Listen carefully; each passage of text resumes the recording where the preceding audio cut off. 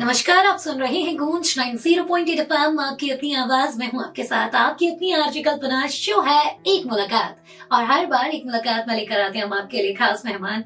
और आज एक मुलाकात में है बहुत ही खास मेहमान, आर्म रेसलिंग वर्ल्ड चैंपियन, साथ ही ध्यानचंद्र अवार्डी, विक्रम अवार्डी। तो जब इतने सारे अवार्ड्स का डेडली कॉम्बिनेशन जब कोई व्यक्ति आपके साथ होता है तो यकीन मानिए आपके लिए भी उतना ही प्राउड मोमेंट होता है जितना देखने और सुनने वालों के लिए।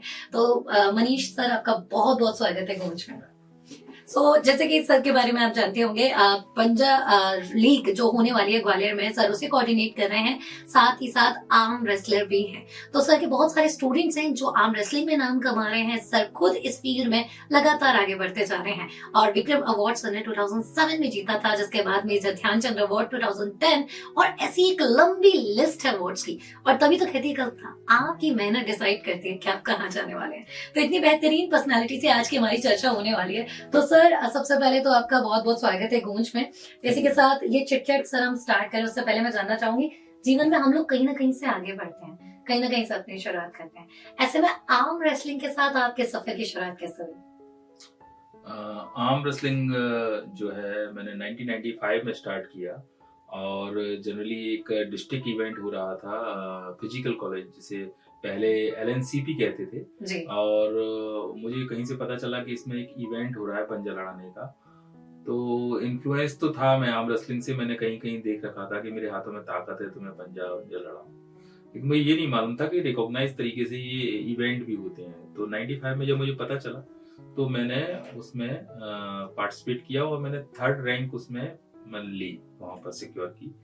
फिर मेरा जो है ना, जो प्लेयर्स थे, पुराने player, senior player, Praveen Singh Jadaun sir थे हमारे एक कोच, मेरे कोच जो है वो, उनसे संपर्क हुआ। उन्होंने कहा नहीं करो, ये इसमें भी करियर है, तो फिर वहां से चालू हुआ। जी सर, जब भी हम स्पोर्ट्स की बात आती है ना, तब बहुत सारे थॉट्स आते हैं, क्योंकि जब भी आप स्पोर्ट्स की किसी फील्ड में, मतलब आप कोई भी विधा में जाइए, चाहे टेनिस हो या कोई भी हो, XYZ, तो करियर के साथ जब आप उसे परस्यू करते हैं तो एक बड़ा क्वेश्चन मार्क को छोड़ती है कि आपको आजीविका के लिए कैसे अपॉर्चुनिटीज मिलेंगी।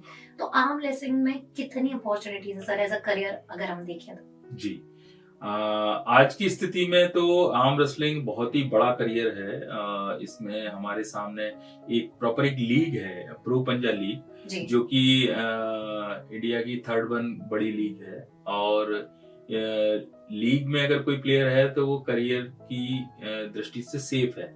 इसके अलावा जो हमारा गेम है पुलिस गेम्स में है और पैरामिलिट्रीज में है, और एमपी गवर्नमेंट ने तो मुझे है ना on the behalf of arm wrestling government job दिया है। I am in excise department और ये जो है एज ए प्लेयर हूँ मैं वहां पर। जी, तो मुझे लगता है अपॉर्चुनिटीज बहुत है, गवर्नमेंट भी आपको सपोर्ट कर रही है, लेकिन तब जब आपको चीजें पता हो, जब आप बहुत मेहनत और डेडिकेशन के साथ उस फील्ड में बढ़ना चाहें। सर, बात करूं यूथ की, क्योंकि बहुत सारे यूथ हैं जो इस फील्ड में आना चाहते हैं। कई बार आपको पता होता है, नहीं पता होता है। तो अगर मैं स्क्रैच से पूछूं, जिसको कुछ नहीं पता है और वो इस फील्ड में आना चाहता है, कैसे वो अपने करियर की स्टार्टिंग इस फील्ड में कर सकता है? जी, बहुत ही सौभाग्य की बात है कि ग्वालियर में आर्म रेसलिंग की इंडिया की एकमात्र एकेडमी जो है ग्वालियर में है। अदर जगह पर जो है वो जिम्स में आर्म रेसलिंग के वर्कआउट सिखाते या कराते हैं, लेकिन ग्वालियर में बिड़ला नगर में एक आर्म रेसलिंग की प्रॉपर एक एकेडमी है जो कि 2022 में एस्टेब्लिश हुई थी और उसके रिजल्ट्स जो है वर्ल्ड वाइड हैं और यहाँ लोकल वाले बच्चे तो वहाँ आ ही सकते हैं बिड़ला नगर। जी सर, इसी के साथ जब मैं बात करूं, जब आप कोई भी गेम्स खेलते हैं, लाइफ में भी आप होते हैं, चैलेंजेस हर चीज का पार्ट है, चाहे आप नॉर्मली अपना जीवन जिए या कोई स्पोर्ट्स में हो। तो आपको इस फील्ड में, आर्म रेसलिंग की फील्ड में, कौन कौन से चैलेंजेस है जिनको फेस करना पड़ा?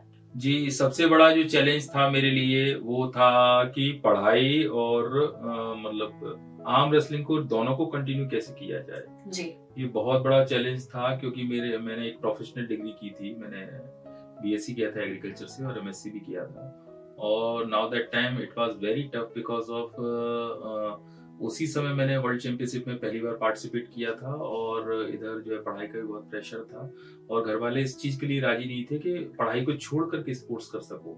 जी। और मतलब बहुत प्रेशर था उस वक्त और आज भी स्पोर्ट्स को लेके प्रेशर तो बना ही रहता है जी।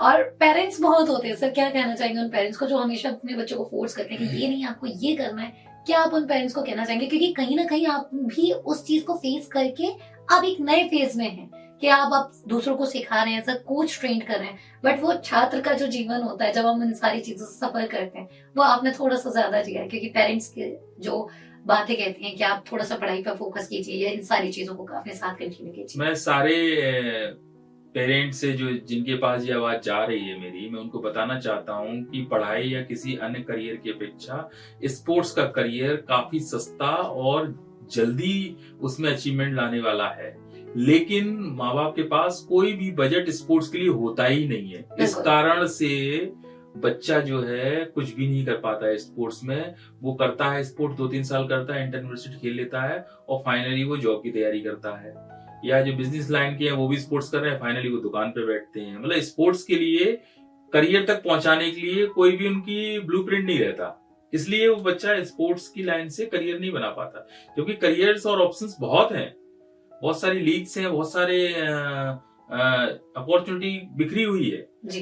लेकिन है ना उनका फोकस यही रहता है ना कि तुझे डॉक्टर बनना है, इंजीनियर बनना है, कलेक्टर बनना है या वकील बनना है, ऐसा ही कुछ।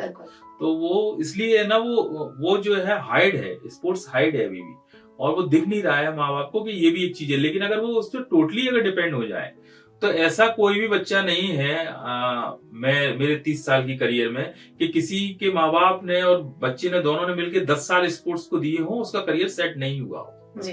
और यकीनन आपका डेडिकेशन लेवल ही चीजें तय करता है। अगर आप परिश्रम करते हैं किसी भी चीज को लेके तो यकीन मानिए सफलता आपको जरूर मिलेगी। हो सकता है वक्त लगे, लेकिन याद रखिए वक्त उन्हीं के लिए लगता है जो अपनी मेहनत के साथ आगे बढ़ते हैं।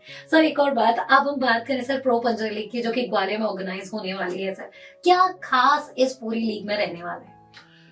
देखिए इसमें ये सबसे बड़ी बात है कि ये जो है 4 अगस्त को हमारे बच्चे यहाँ पर रेडी रहेंगे उसके लिए। 5 अगस्त से जो है ये लाइव आने वाला है सोनी स्पोर्ट्स पर, ये लाइव आएगा और ये 5 से लेके 22 तक जो है इवेंट चलेगा और अराउंड द वर्ल्ड सोनी पर ये दिखाई देगा। इसके अलावा इसमें एज ए गेस्ट फाइनल में सुनील शेट्टी जी आने वाले हैं और इस लीग के जो पार्टनर भी हैं, और इसकी जो फाउंडर हैं वो प्रीति जांगियानी जी हैं, जो कि मोहब्बतें गर्ल जिनको कहते हैं, बहुत सारी मूवीज में उन्होंने काम किया है और वो इस लीग की फाउंडर हैं। और उनके हस्बैंड जो हैं प्रवीण डवास जी हैं, जो भी एक बॉलीवुड एक्टर हैं, ये लोग आने वाले हैं। इसके अलावा बहुत सारे दर्शक आने वाले हैं बाहर से, और बहुत मेरे लिए तो बहुत एक्साइटिंग है और आर्म रेसलर्स के लिए बहुत एक्साइटिंग है ये। बिल्कुल, और मुझे लगता है पूरे ग्वालियर चंबल के लिए ये एक्साइटिंग के साथ साथ गर्व की बात है, क्योंकि जब इतनी बड़ी लीग आप होस्ट करते हैं,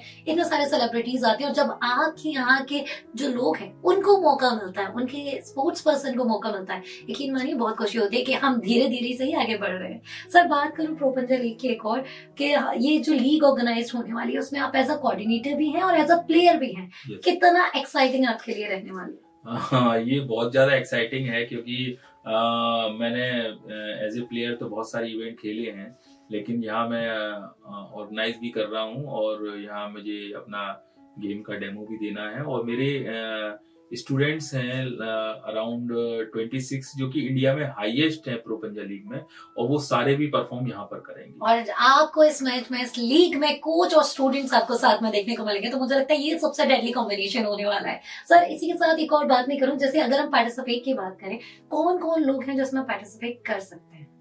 जी, इसमें ना डायरेक्टली अभी कोई पार्टिसिपेट नहीं कर सकता है, क्योंकि ऑलरेडी ये रैंकिंग टूर्नामेंट से जो डिसाइड हुआ था कि कौन प्लेयर्स इसमें खेलेंगे। तो 180 हजारों प्लेयर्स में से 180 प्लेयर सेलेक्ट हुए हैं और इसकी 6 टीम्स हैं, और इन 6 टीम्स में 30 प्लेयर्स जो है उसमें हैं, जिसमें सेम प्लेटफॉर्म पर मेंस, वुमेन्स और स्पेशली एबल्ड उसमें प्लेयर्स हैं। और स्पेशल एबल्ड की एकमात्र वर्ल्ड की लीग है प्रो पंजाब लीग, जिसमें कि ये कैटेगरी रखी गई है। तो उसके लिए मैं प्रीति मैडम डवास सर का बहुत बहुत धन्यवाद बोलना चाहूंगा कि उन्होंने ना सभी को एक समान आंका। जी। और मुझे लगता है ग्वालियर चंबल में अब होगा आर्म रेसलिंग का दंगल, और ये दंगल बहुत शानदार होने वाला है। ग्वालियर वासियों को अपनी जिम्मेदारी निभानी है, क्योंकि एज अ दर्शक जब आप देखने आएंगे तो यकीन मानिए बहुत प्राउड के साथ साथ खुशी बहुत होगी, क्योंकि जब अपने यहाँ के लोगों को आप खेलते हुए देखते हो, एक स्पोर्ट पर्सनैलिटी को खेलते हुए देखते हो ना, तो आपके अंदर डबल भावना जागृत हो जाती है। तो सर, आज हमने आपसे बहुत सारी बातें की, बहुत सारी बातें जानी। जाते जाते ग्वालियर को क्या कहना चाहेंगे? मैं ये कहना चाहूँगा, ये बहुत ही यूनिक स्पोर्ट्स है और इसकी लीग हम लोग ग्वालियर लेके आए हैं। तो हमें ग्वालियर वालों का सपोर्ट चाहिए, उनका प्यार चाहिए। वो लोग आए, इस लीग का हिस्सा बने, देखें, समझें उसको। जी sir, last not the least, एक जैसे कि अभी हमने शुरुआत में बात की थी, आप विक्रम अवार्डी हैं, मेजर ध्यानचंद अवार्ड आपको मिला। सर, क्या उस जर्नी में आपको ऐसा लगा कि शायद मतलब एक निराशा वाला फेज हम सभी के लिए आता है, और ये क्वेश्चन यूथ की तरफ से, क्योंकि बहुत नेचुरल है इस जनरेशन का छोटी छोटी चीजों में हार मान लेना। हम आजकल देखते भी होंगे कि इसने ये किया तो वो हार मान ली, लोगों ने ये कर लिया वो कर लिया, तो बहुत नेचुरल है, कॉमन है आज की जनरेशन के लिए। क्या कहना चाहेंगे, उस जर्नी में क्या ऐसी चीज रही जिसने आपको कभी हार नहीं मानने दी? हाँ, इसमें जो हार मानने वाली बात वहां आ जाती है जब है ना व्यक्ति है ना पूरे फोर्स के साथ अपना काम नहीं करता है। और जी। जो व्यक्ति अपने पूरे फोर्स के साथ काम करेगा वो तो किसी भी स्थिति में हार मानेगा ही नहीं। तो मैंने ना शुरू से ही, जो स्टार्टिंग से ही है, मैंने बहुत ज्यादा इसमें काम किया, आर्म रेसलिंग में बहुत ज्यादा डेडिकेशन के साथ आर्म रेसलिंग की। तो मेरी निराशा बहुत ही रेयर ऑफ रेयर आई हो तो आई हो, आई थिंक नहीं आई कभी। बहुत बिग ऐसा नहीं लगा कि नहीं ये मैंने चूज करके बहुत गलत किया या मैं गलत वे में जा रहा हूँ, ऐसा बिल्कुल नहीं लगा। क्योंकि मैं ना बहुत ज्यादा उसे मतलब उसको मैंने पूरी तरह जिया है। पिछले 30 साल में मैंने आर्म रेसलिंग को बहुत अच्छी तरह से जिया है, और मैं आज भी है ना कहीं भी मेरे नेगेटिव थॉट्स नहीं आते। और मुझे लगता है आज के टॉक शो का मूल मंत्र यही है कि हार्ड वर्क का कोई सब्स्टिट्यूट नहीं होता, तो अपने जीवन में सब्स्टिट्यूट मत रखिए, मेहनत कीजिए। हो सकता है आपको सफलता देर से मिले, लेकिन मिलेगी जरूर, वो भी आपके हार्ड वर्क के दम पे। Thank you so much sir for your precious time. आपका बहुत बहुत धन्यवाद, बहुत बहुत आभार। सो ग्वालियराइट्स, ये था एक मुलाकात में आज का सफर। अगले हफ्ते फिर होगी आपसे मुलाकात एक नए मेहमान के साथ। अब तक हफ्ते ही मत जाइए, सुनते रहिए मेरे यानी कल्पना के साथ गूंज 90.8 FM, आपकी अपनी आवाज।